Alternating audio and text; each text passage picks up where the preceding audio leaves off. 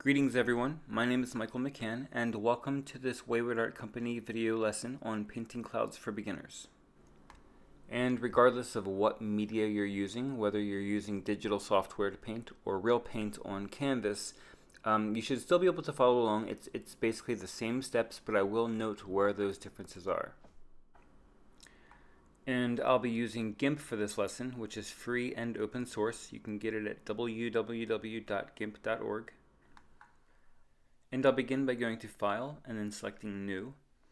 And then I'll set the dimensions of my canvas to 3000 by 1350, which I find to be a good size for a landscape painting. So we have here our background layer, and I want to click this little tab to create a new layer. And I'll just call this one Guide. Okay, we're almost ready to begin now, so just a few more things to do before we get started. By default, it's set to Airbrush, and I want Paintbrush, so I'll click the Paintbrush tab.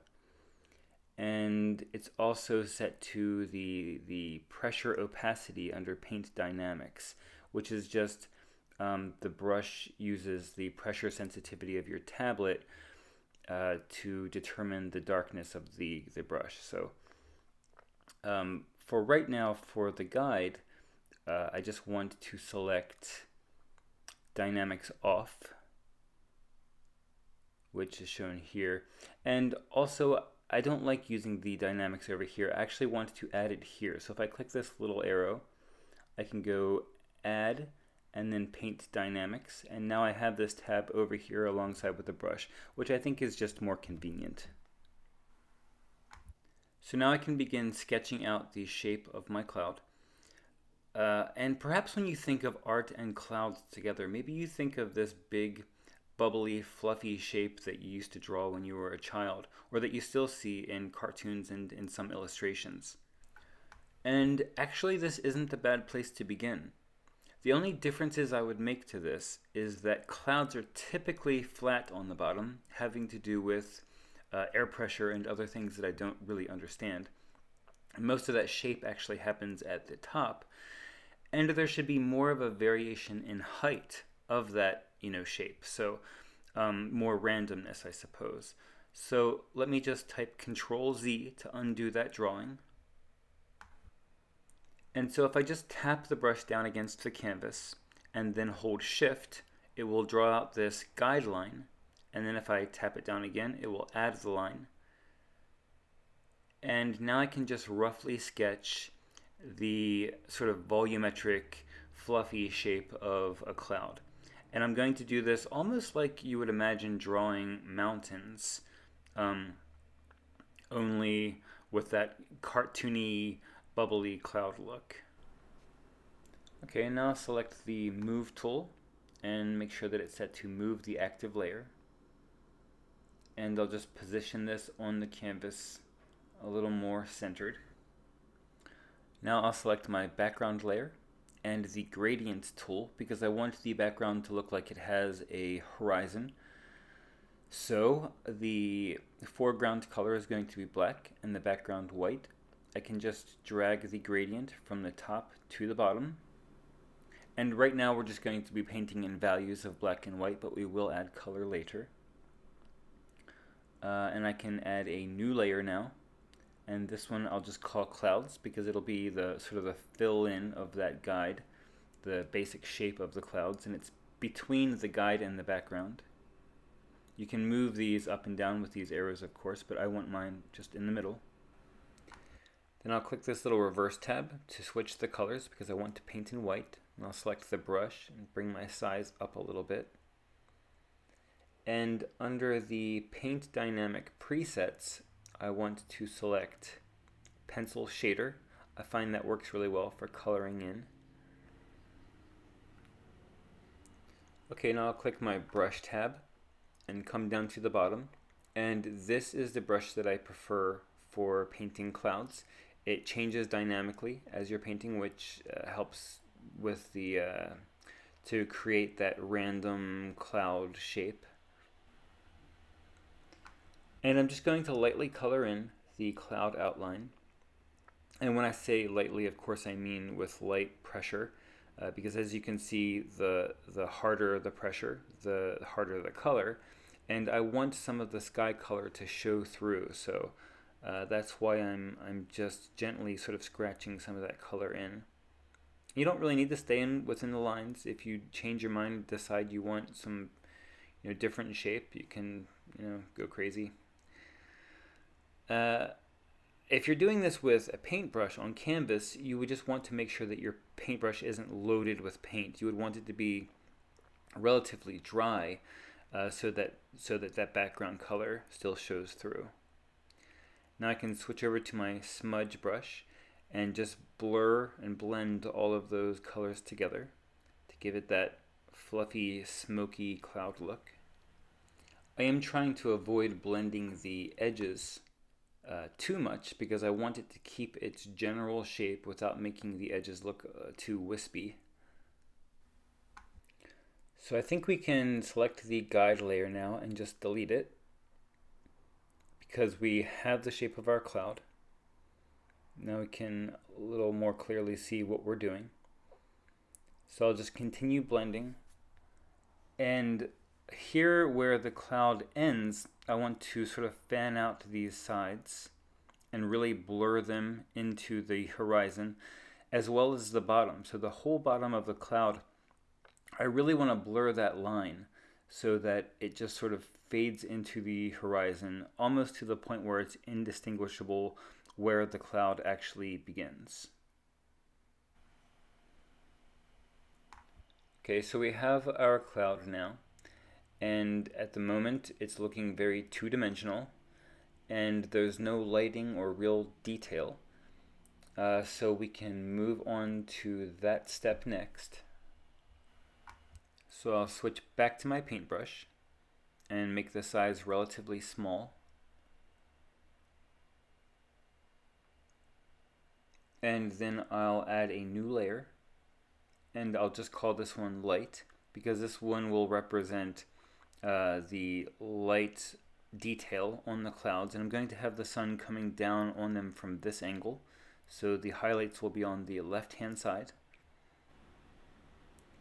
And so with a really hard pressure, because I want the color to be really bright, I'm just going to scratch the color in around the border of the cloud, and I'm kind of redesigning the shape of the cloud as I go. I'm not really following along with the shape. And when I say scratch, I mean that I'm sort of jittering my hand in a sort of a zigzaggy manner to create that really sketchy look around the border.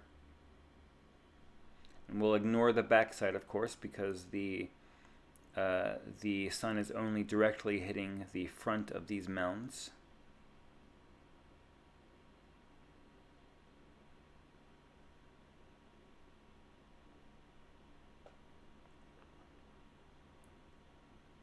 Okay, and then we'll put a little bit on this one in the back.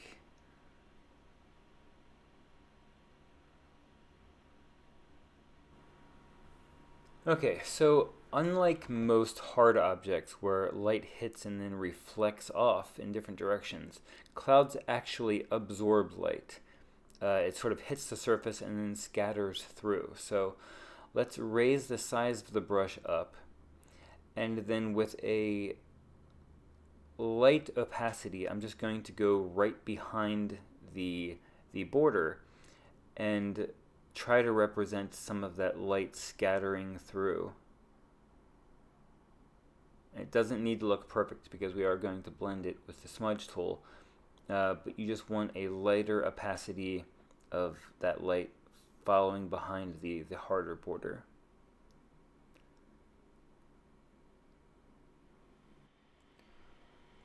Okay, so that's looking pretty good. I think we're ready to use the smudge tool now. I can just take the brush size back down and switch to the smudge tool. And actually first I'll use the magnifying glass to zoom in.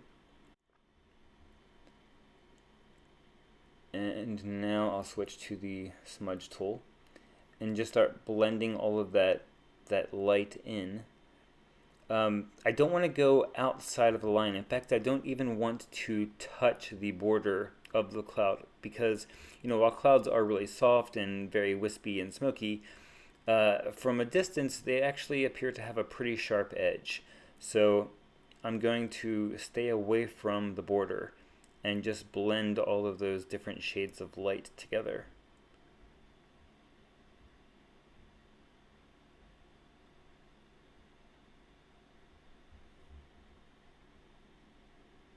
The only time I do blend the edges is right where that line of hard light ends. So right here, for instance, I'm staying away from the edge. And then when I get down to the very end here, I'll sort of try to blend and brush that in so that it looks a little softer.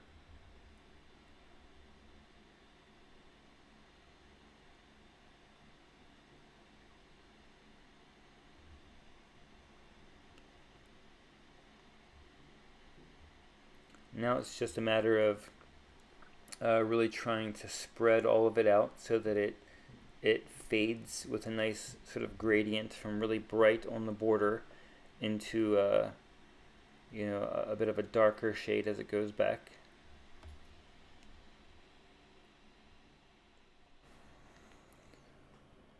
Okay, so I'm nearly done painting on these highlights, but the cloud is still looking very two-dimensional, and that's because it doesn't really have any indication of any depth. And there's a real easy way to paint some highlights to make it look a little more three-dimensional. If I just go back to my magnifying glass and select zoom out, and then click back to the full canvas view. Basically, right now all of these mounds, there's no indication that any of them are closer or further away from our perspective, which is the camera's perspective. So I'll switch back to my paintbrush and take the size down again. And again, with a hard opacity, I'm just going to try to imagine where some of these other borders would be. And I'm just going to start scratching in these little mounds. And again, I'm not following along with a border anymore, so I don't really have that restriction. I can pretty much create any shape that I want. And maybe I can imagine that this back mound sort of is a little closer to the camera, and so that it's just sort of following down sort of in front of that center mound. And I can create another little one here in the front. And that should be good. I am going to go back and put some finer detail in, which will look like, these small little fluffy mounds. But as for the big mounds, that should be okay. Just like we did before, I'm going to go back and paint some lighter, with a lighter pressure, paint some of that scattered light behind the hard edge. And then use the smudge tool to blend that all in.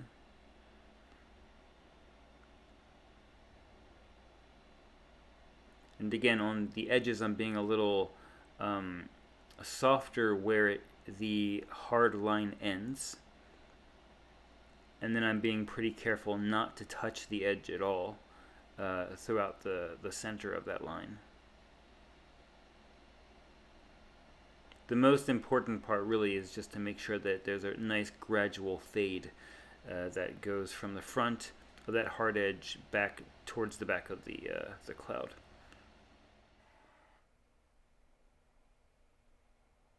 Okay, I think this is starting to look pretty good, but it's time to start adding in some of that fine detail. So I can just switch back to my paintbrush and create a new layer, and I'll just call this one detail. Okay, so I'm going to make my brush size relatively small, and I'm just going to, here in the corner, just paint this little border, just like I did on the edge of the cloud. And give it a really random, jagged edge. Just like all of these little outcrops here along the border of the cloud. Now I'll take my size up and draw that lighter opacity behind the hard edge, just like we did before. And now I'll use the smudge tool to blend that all together. And this time, for this, I might actually blend the border a little bit. Just roughly go here along the edge to just make it look a little more faded. And now I'll select my square select tool and just draw the outline around that little area. And with that selected, I just want to type Control C. I'm on a Mac, so that's Command C. And what that does is it adds the little image to a brush here. You can't really see it because it's a white image on a white background. But if I go to Select and select None, now I can select this brush and just start painting on that little brush that we created.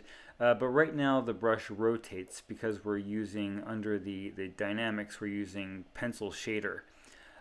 So if I go up here to this dynamics tab, it shows you that you can't really do any editing to your paint dynamics until you duplicate it. So I'm selecting pencil shader and duplicating it. Now I have pencil shader copy, and now I'm able to actually make adjustments to the paint dynamics. And you can see here that the angle or the rotation of that brush is set to random. So if I deselect that, what I actually want is the size to be random. And now the size of the brush will greatly vary as I paint across the surface of the clouds. Okay, so I'll just Control Z to undo that.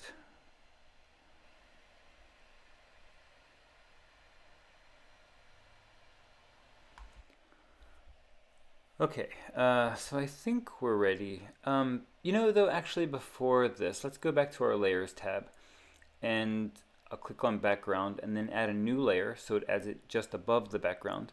And I'll call this one Sky Color, because now we're ready to, I think, add some color to our sky.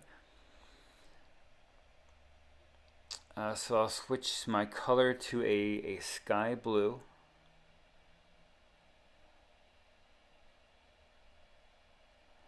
And then I'll use this little paint can, which is the fill tool, and I'll just fill the whole layer with that color. And then on the blend type up here, or the mode, I'll set it to, you could use overlay, which is a bit lighter. Personally, I think that multiply has a little more of a dramatic effect with the contrast, and I like it a bit more. Okay, and I'll just switch back to my paintbrush and then go to the detail layer, and I'll just start painting with that brush that we created just along the borders. And so if you were using paint on a canvas, there's, you know, a way to sort of dab the tip of a dry brush with a little bit of paint at the end. You can sort of dab it on to get that kind of texture. Unfortunately, you just can't do that with digital art. So, you know, you have to create your own paintbrushes to sort of simulate that effect.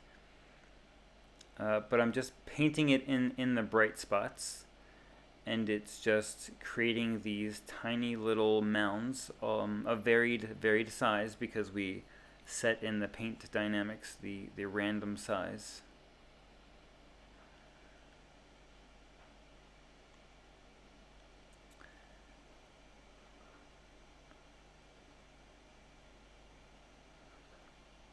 And you don't have, you know, a ton of control over it. So if there's a part that you don't like, just use Control Z to undo it, and then try to reapply in a different area until you kind of get the right look that you're going for. And we are putting this on a separate layer, so we can always blend out certain parts of it too that we don't necessarily like. And I should also mention that I'm not using a lot of pressure at all. In fact, I'm doing this really lightly because I want the detail to be very subtle.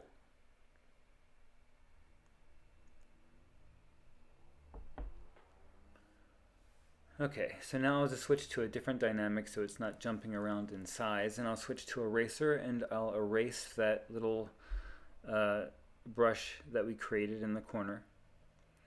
And now I'm going to switch back to my cloud layer and just clean up the edges and blur them a little more so that they blend in a little more with the horizon. And in the instance that you would want to add a little bit of color to the clouds themselves, you could do that really easily. I'm just going to select the top layer and then add a new layer so that it adds it above that. And I'll just call this one light color. And then I'll switch my color to a yellowish orange to try to replicate the the color of the sunlight. And I'll take my size down and switch to paintbrush. Actually, maybe I'll switch to the airbrush since it'll be a little softer. And it doesn't look like it's painting. No, it is painting. But it's painting a white color because it's using the brush. We're still using the brush that we created. Let's switch to a different brush. I'm going to use the one that I originally used to do the outline of the or to fill in the outline of the clouds. And now I can paint this yellowish orange in around the area that's being illuminated by light. I don't really want to fill in the darker areas of the cloud, but just the borders. And then switch to the smudge tool and blend that all in. And I usually try not to start too heavy. I'll paint some on and then use the smudge tool to blend it in. And then if I want to add another layer, I'll just keep going over it with the paintbrush and then again blurring it with the smudge tool. And I want to set this mode type to, you can experiment with different ones. Personally, I like color. I think that it does a good job of highlighting it without really, I guess, covering up too much of the layers underneath. And so I'm just going over this again now with the paintbrush, just applying more layers of color and then blending it. And I'm starting to like the color. It's looking a little almost golden.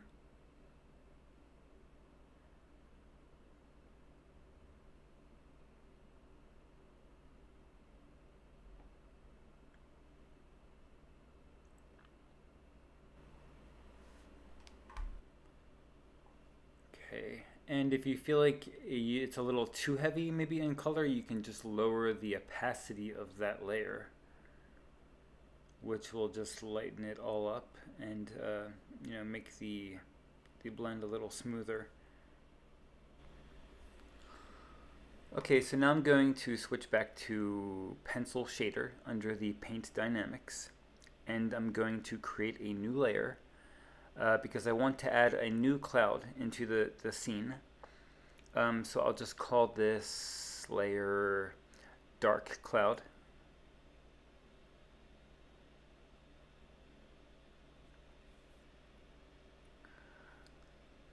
Okay, so I'll go back to my paintbrush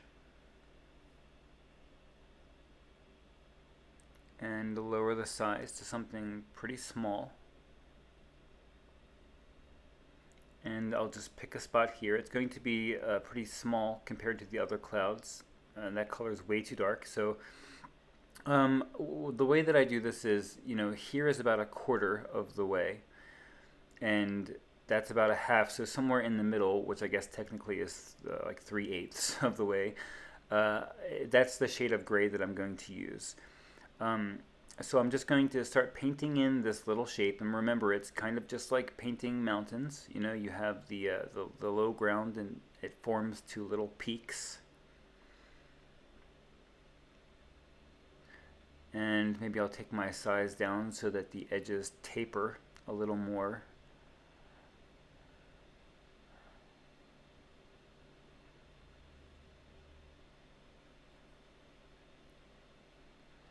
Okay, and then take the size back up and work on giving it a little more shape. Okay, so that's looking pretty good. Maybe actually I'll also put a little bit of a darker color in there as well, so that when I do blend it all together with the smudge tool, some of that paint will swirl around and look a little interesting. So with the smudge tool, I'll just blur all of that together, just again staying within the lines, keeping that sharp edge, with the exception of the bottom and the ends, of course, trying to blur that into the horizon.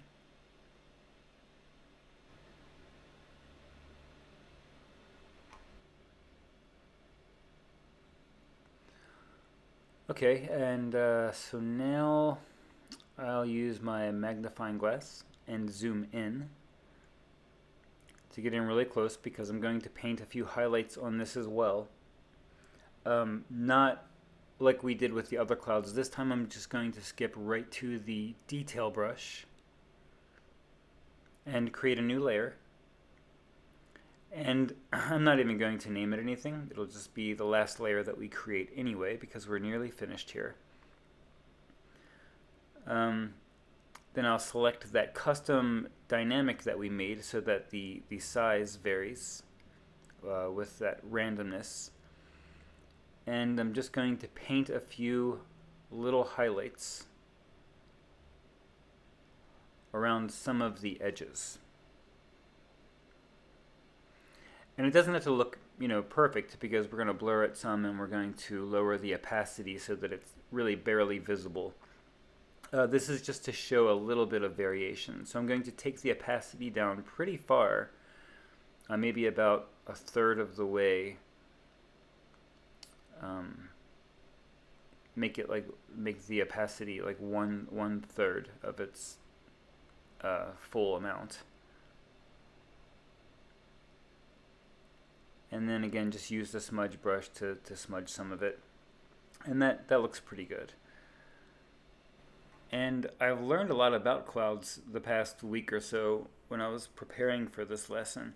Apparently these dark clouds are that way because they are more dense, which allows less light to scatter through them. So, but they look really good in a scene because it adds, contrast, which is so important for any painting.